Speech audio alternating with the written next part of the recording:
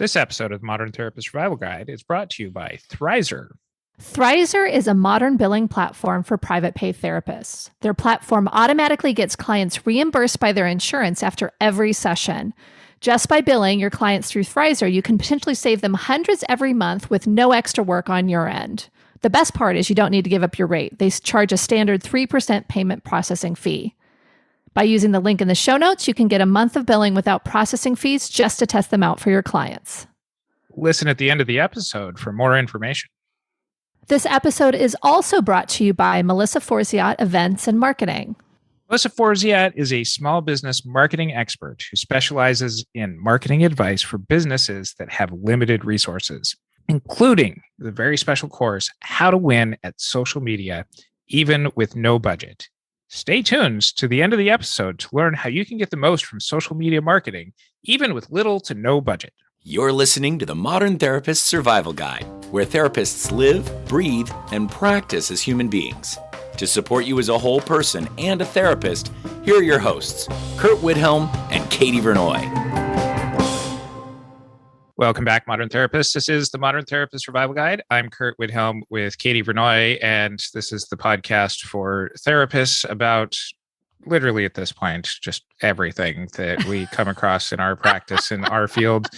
After a couple hundred episodes, we continue to find new areas that we're hearing conversations in the background and wanting to be able to put you, our audience, in touch with the people who are leading some of these conversations. And as close as we can tie this into Earth Day, we wanted to talk about eco-anxiety and those clients presenting with concerns about climate change, and this being an area that we've been aware of for a while, but figured we would get somebody who's really, really smart about this. So welcoming to the podcast today, Dr. Thomas Doherty, a psychologist up in the Portland area, and with his podcast also Climate Change and Happiness. We are very happy to have you here today. Thanks for joining us. Thanks, Curt and Katie. I'm glad to be here. We are so excited to have you here and to have this conversation. The first question that we ask everyone is, who are you and what are you putting out into the world? Yeah, that's a great question for all of us to think about every day. Today I'm thinking about being a parent. I'm a parent of a 14-year-old and getting her out to school. I have my day. I work from home mostly these days because of the pandemic. A lot of my practice has shifted to my home office. And so I'm a psychologist, and I have most recently been really immersed in this area of environmental identity and people's connections with nature and their concerns about nature and the natural world and climate change. And that is something I've been interested in, but now, the world has caught up to me a little bit on this, and a lot of other people are interested in it too. So it's kind of where my focus is these days in exploring some of these issues. So let's start from the basics here and kind of work our way up into some of the bigger ideas. Let's start with defining what is eco-anxiety and maybe how that's a little bit different than kind of passing concerns around environmental transition sort of stuff.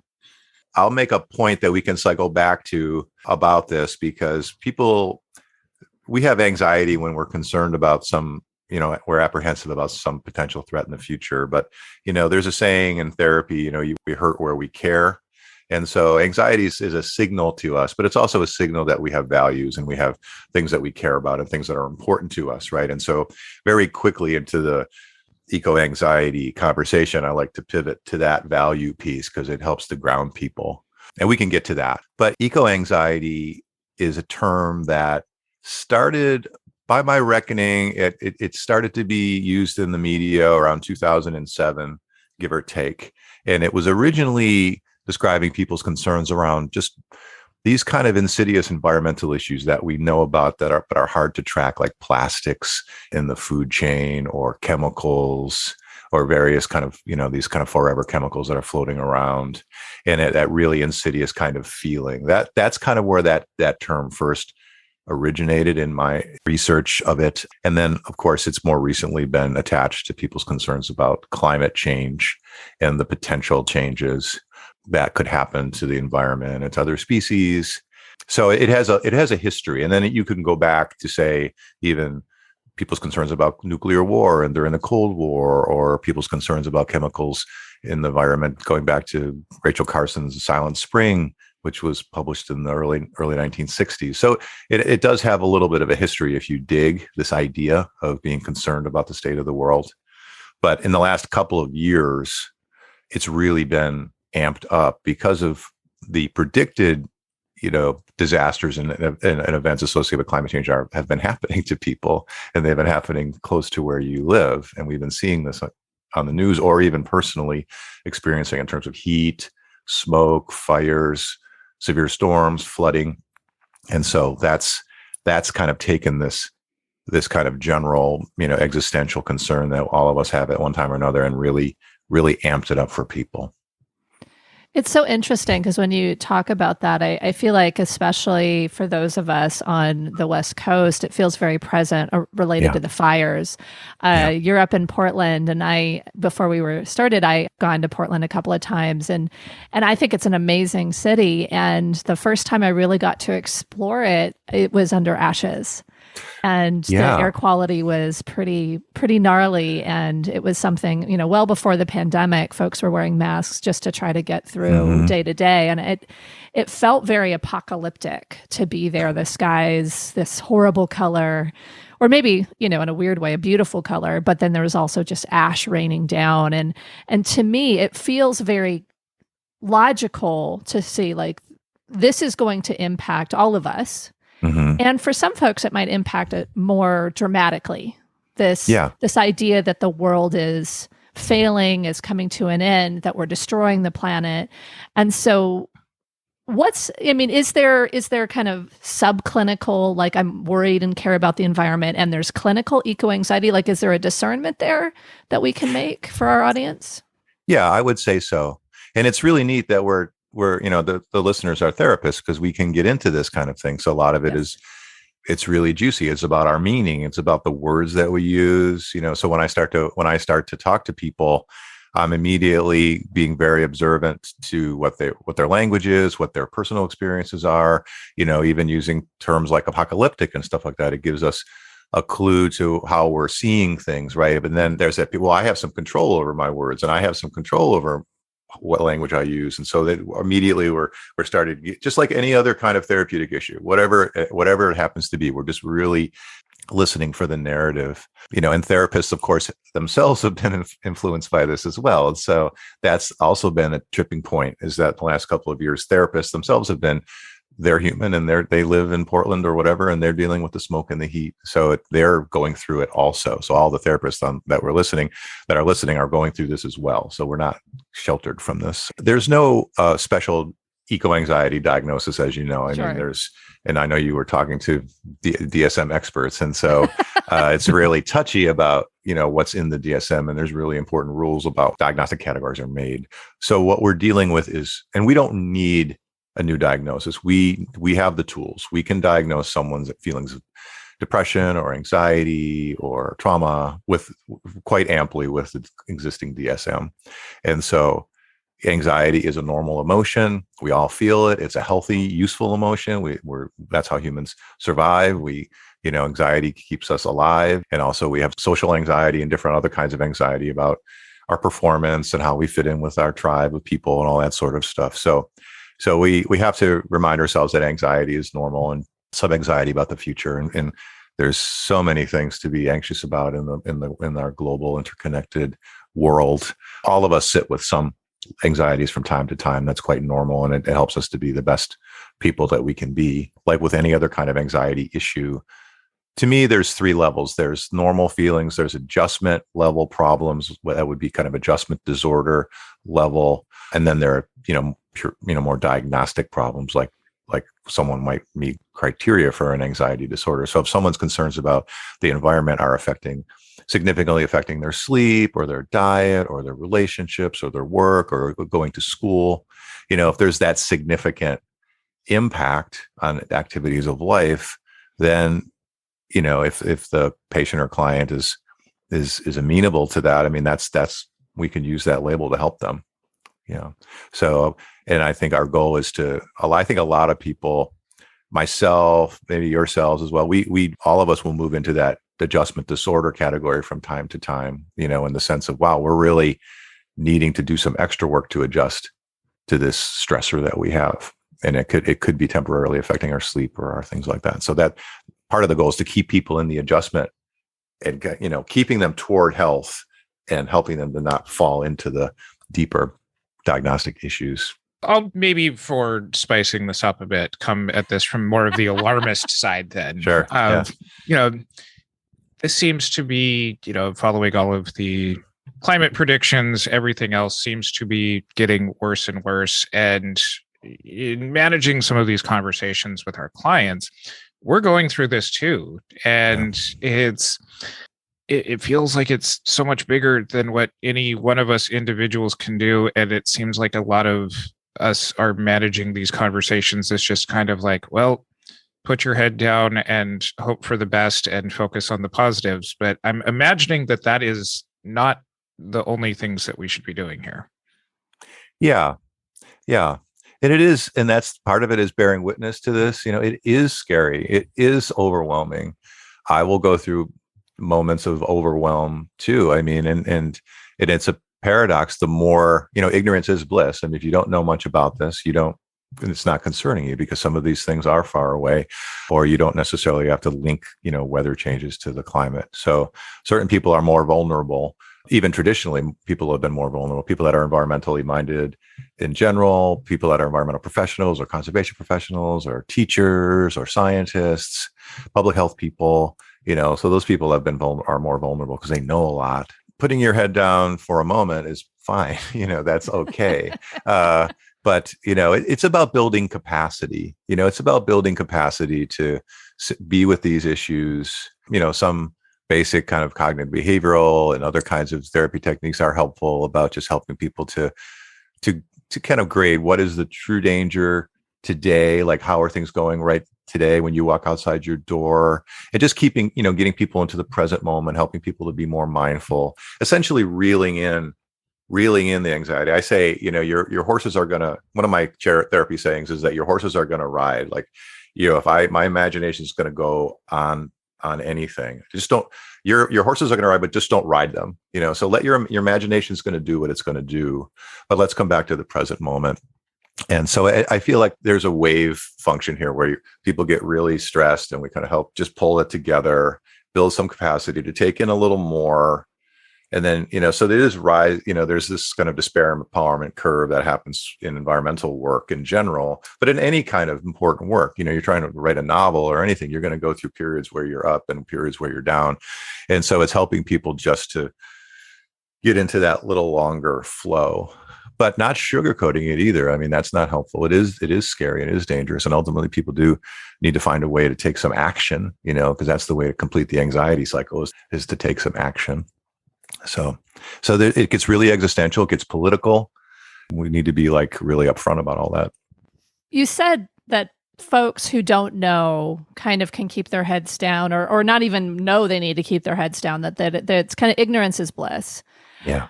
And it feels like in these times, therapists can't be ignorant to these issues because so many folks who are walking into our doors or opening up our virtual office windows, I think that they are worried about these things. And so what do you think that are the basics that all therapists should know about this? Yeah. And it is becoming a competency, right? Either a sub-competency that everybody needs to know a little bit about. And then some people are choosing to make this more of a subspecialty. We're just in new territory for that. I mean, I do a training program, like a 10-week, Zoom-based program for therapists, eco and climate conscious therapists that I've been doing. I started last fall and I'm into my third round of doing that. And then I have therapists in from around the US and also from Canada and Australia and England and Germany. And so people are reaching out to me about that. And there are very few resources. There's the Climate Psychology Alliance in the US and in the UK, and they're really working hard to try to bring things together. So it's not a barren territory. There's things happening, but it's still new. And so what should all therapists know? That's a good question. On the positive side, I think the most positive thing, and the thing that I tend to go to with clients, is this idea that I mentioned earlier of environmental identity, right? So this is an idea that really is ready for prime time. It's the sense that all of us have an identity in relation to nature and the natural world, how we see ourselves in relation to nature and other species and places. It's similar to our other kinds of identity, like our gender identity, our cultural identity, our sexual identity. These kind of identities, we need to give people some information about them so they can think about them and articulate them, and then kind of take pride in them and enact them, right? And so our environmental identity is really all of our values and experiences regarding nature and the natural world. Climate change and environmental issues really, really threaten some of that to us. And one of the big problems in the modern world, is that people haven't been, unless they're sort of an environmental studies student or a nature writer or an outdoor educator or something, very few people have been taught to really get clear on their environmental identity. We pick it up and it's kind of tacit and it's kind of in us. And either of you could talk about your significant experiences, whether someone's an urban person or a rural person, or they have done they feel comfortable doing outdoor camping, or they have pets, or they have connection with other species. Everybody's story is slightly different, but that's the value, and that's the base where we would then take action in the future to be the person we want to be. So it's, I think all therapists can help people to help clarify their environmental identity. Why is this important to you? Where did you come from? What does it mean to you? And this becomes a base that you can get really strong on. And then I think it calms people down, and it says, oh, okay, this is a real thing. This is part of me. This is why I'm concerned. And some of that free floating anxiety will calm down. And, so that's one piece. The other piece I would say is there's three basic impacts from mental health impacts of climate change that people should be aware of. The first one is kind of obvious. That's the disaster impacts, when you're really affected by a specific situation, like a heat wave or fires or any kind of thing. And there's a whole range of disaster psychology research and mental health first aid and things like that you can learn about. The second is the more chronic impacts, which would be being displaced, like being a climate refugee, chronic economic problems, things that last a long time and that aren't easily solved. And then that immediately dovetails with all environmental justice issues and people's placement and things like that. So it brings in a social environmental justice focus. And then the third category is the kind of ambient impacts, the subjective emotional impacts of just watching things from afar. And depending on where you are as a therapist, you might find clients in any of those boxes or multiple boxes. And so the approach is slightly different. And you've written an article on this for American Psychologist that we'll link in the show notes that goes into those features a lot more deeply than here in a minute on our podcast here. I want to go back to your first point that you were just talking about. Katie and I both have practices in very urban settings that Los Angeles, we end up with, few people who really have some access to some of the greater outdoor activities that we have around here. But how do you bring these conversations up to clients who maybe not quite verbalizing some of their relationship to the environment yet? Yeah, that's a good point. And that brings up the larger question of how to bring these ideas up in general. And so, like with any other kind of focus that someone has therapeutically, we have to give signals about what we're doing, because, this isn't about necessarily putting something on someone. Clients come in for a service, and so we want to help them solve their problems. People that I work with, I know in the branding of my practice, Sustainable Self, and they know a bit about my work, and I've done teaching and research. So people already come in or are drawn to me because of this. And it actually, so it's important, I think, for therapists to have multiple levels of signaling. Like, say, if you want to work in this area, put it on your website or your materials that this is an area that I'm interested in. And that gives people permission, because people don't necessarily know they can talk about this kind of stuff. I say another one of my therapy sayings is we have issues when we have issues. So it's, capital I issues, like the big things we want to take on in the world, and concerns about justice or climate change or our, whatever our destiny is that we're working on. And then we have our lowercase I issues, which is our baggage, our neuroses, our weaknesses, our, traumas and things like that. And so, being clear, we're open to both of those things. Like, yes, what do you want to achieve in the world, but also what's holding you back and what are some of your issues? Because they're kind of related together. And so to come back to your thing about your question about nature, there's a lot of consciousness raising and a lot of sort of psychoeducation you could do in this area. Because again, a lot of people haven't really studied this or broken this out. And so even the term nature, the way I think about it, at least from my, work in broader areas of environmental psychology, is nature is a big term that means a lot of things to a lot of people. And there's practically in our lives, there's a spectrum of nature connections, from indoor nature, like plants, and even virtual nature, like artwork and things like that. But, plants and pets, and then there's nearby nature, which is parks and gardens and green spaces. And then there's more, managed nature, like forests and the seashore. And then there's, wild or perceived wilder. So there's a whole spectrum. So you can be living in Manhattan and still be part of that spectrum of nature. And arguably, I would say many of your clients have a lot of nature around in their lives, but it might be more of that indoor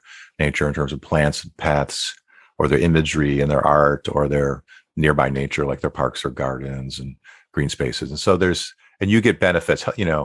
Another doorway here is just talking about all the health benefits of connecting in safe, outdoor green spaces, in terms of stress reduction, in terms of mental restoration and creativity, educating people. And then they become more empowered to say, oh, okay, I can claim some of this for myself. Because, sometimes urban people feel like, oh, I can't be that.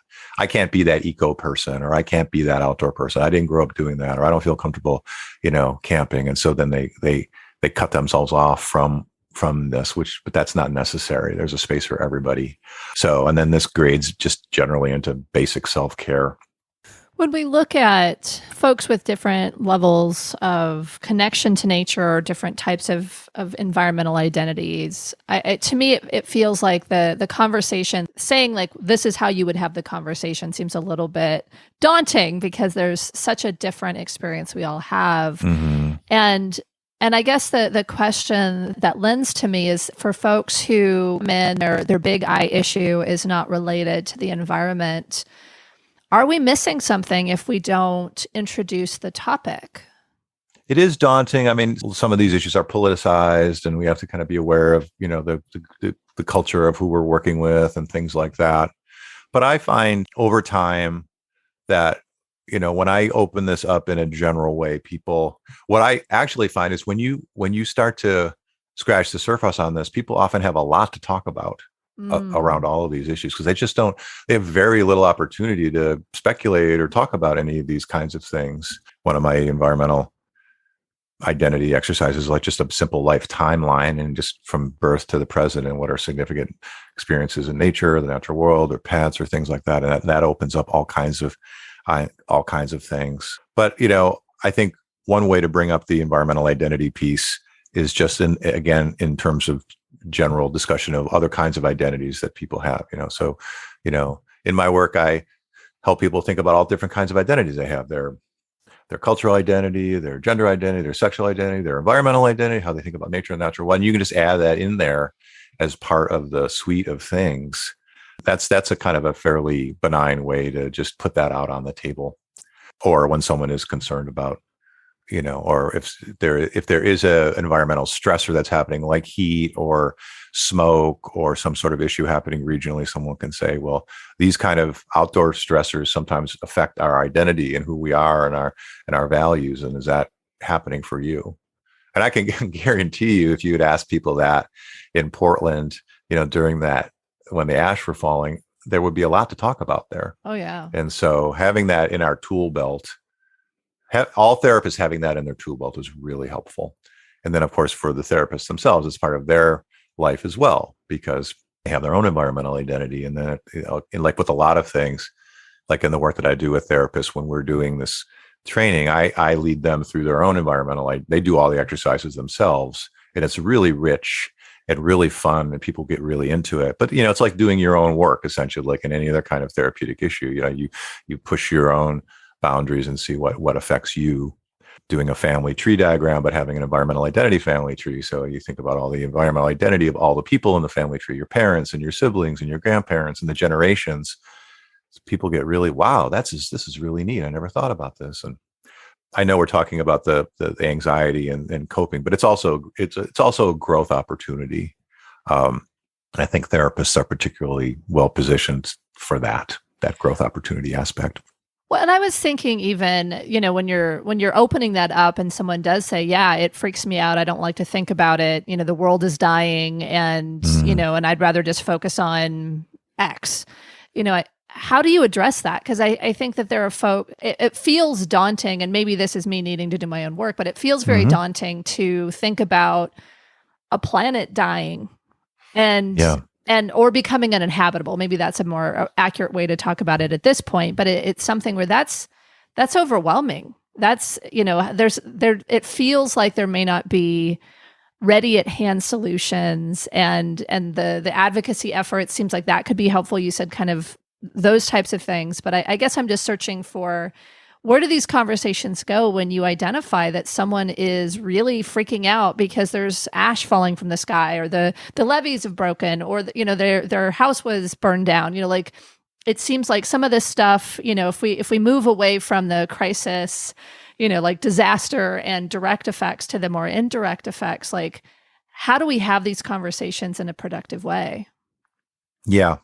Well, obviously, if someone's going through a true disaster, then we're really in disaster mental health territory, where it's really about helping people with activities of daily life, like how are you doing in terms of, do you have food and where are you sleeping and clothes? And so that's kind of that Red Cross level of work. And some of it is basic sort of trauma work. So you could have, really a lot of just stabilizing,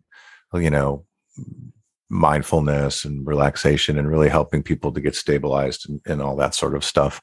I mean, one of the things I tell people is that, once you get into this work far enough, you also start to meet all kinds of neat people that are doing all kinds of things.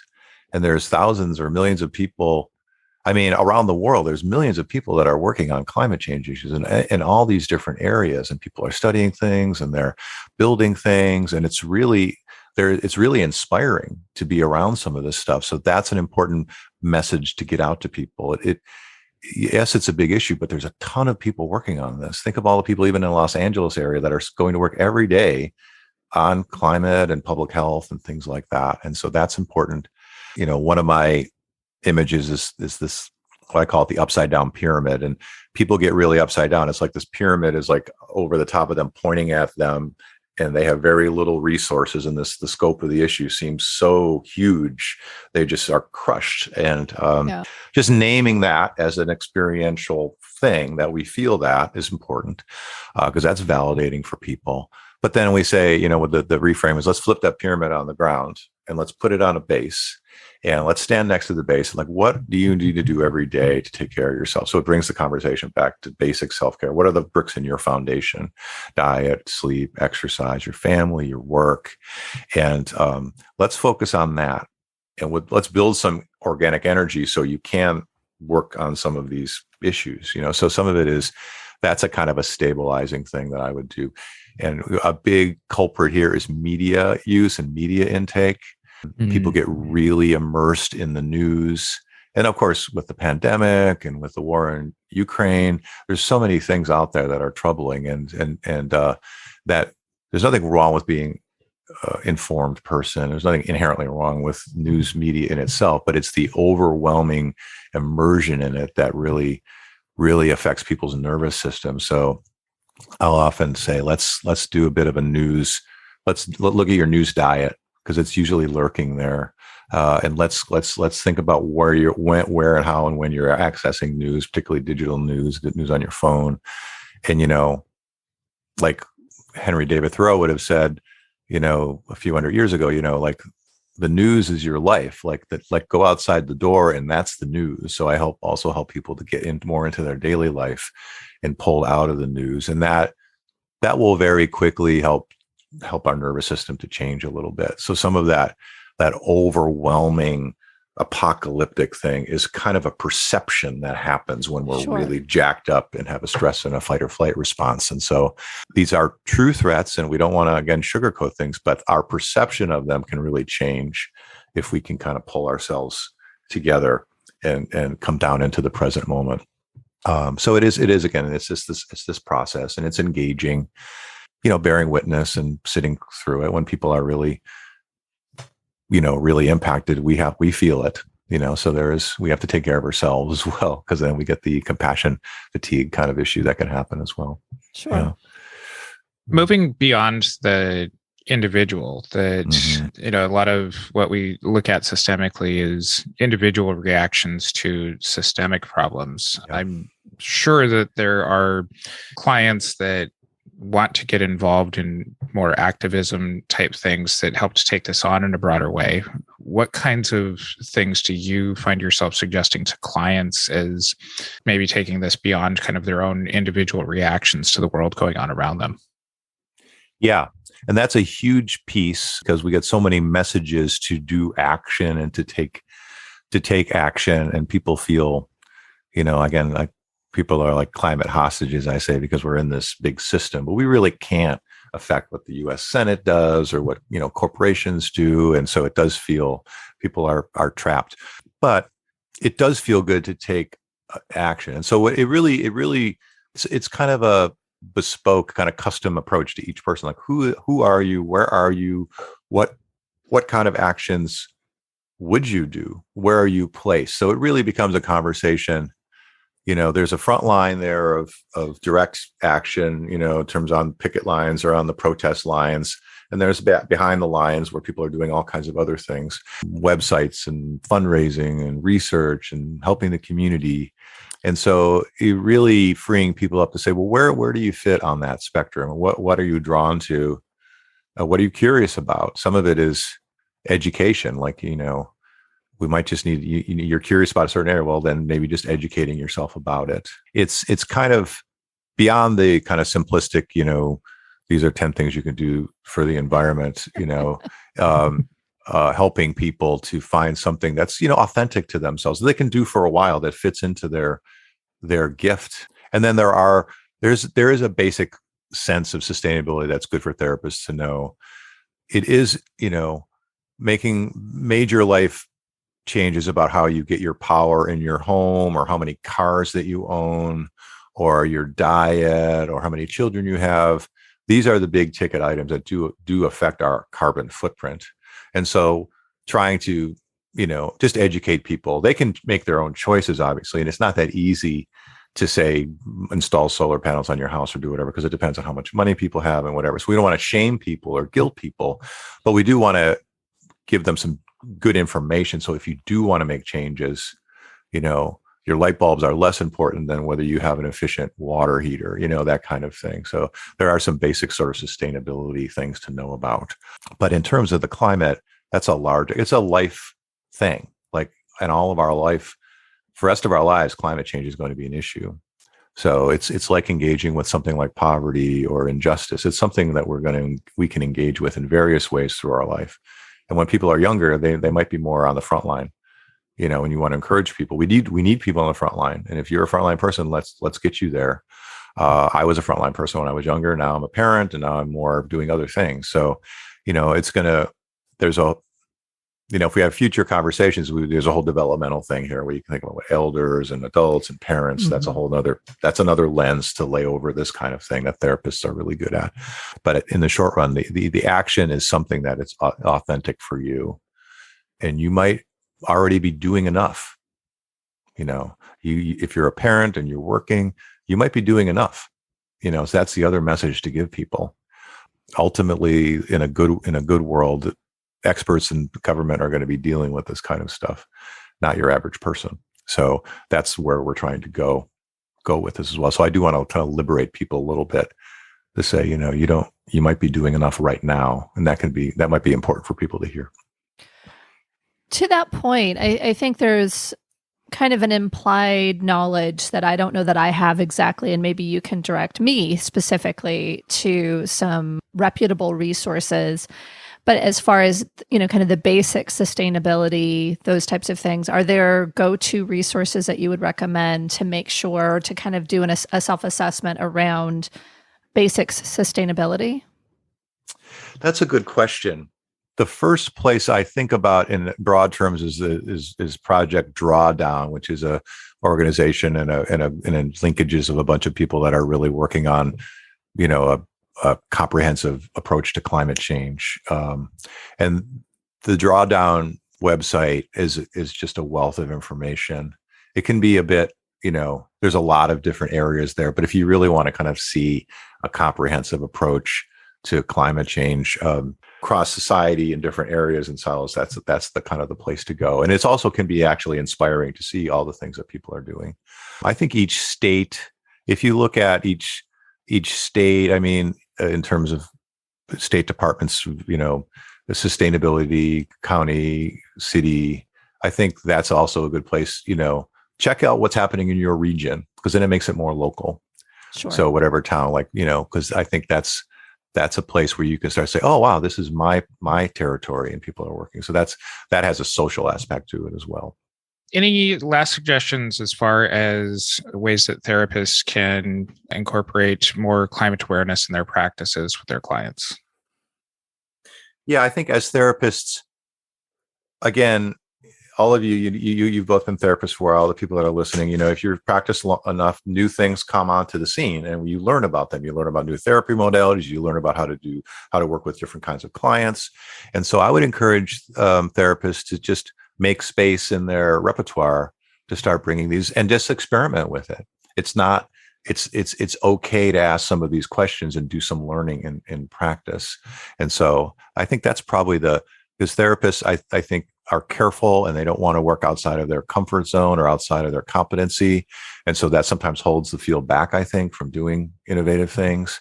And so I would encourage therapists to surface some of these questions in their work and share selectively, maybe some self-disclosure about what they're doing, and just experiment and just see which clients it lands for.